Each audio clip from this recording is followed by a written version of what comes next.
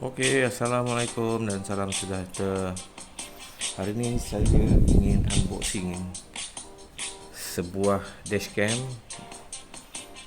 jenama 70 My keluaran Xiaomi.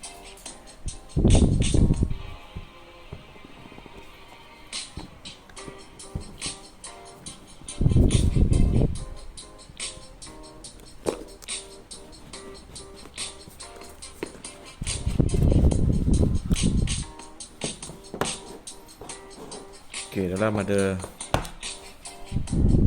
manual instruction, ada satu stiker. Okey, stiker ni gunanya untuk tampal atau melekatkan dashcam lah. Okey.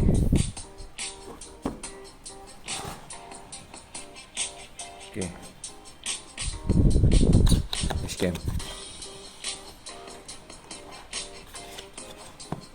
Okey, ni dashcam dia. Ini double sided. Ni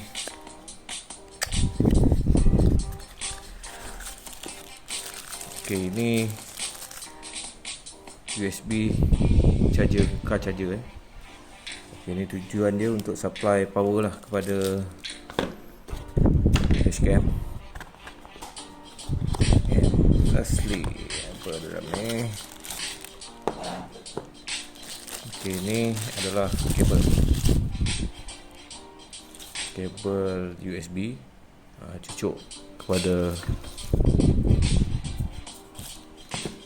ni car charger ni, and then dia menggunakan sambungan micro USB.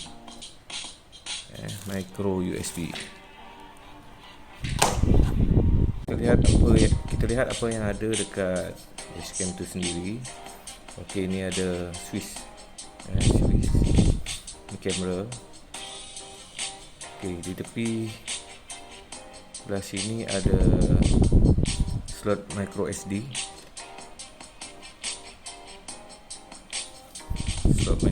Dan juga USB. Ni dia punya tempat mounting lah, boleh adjust degree, darjah sudut masa telah pasang pada kereta nanti.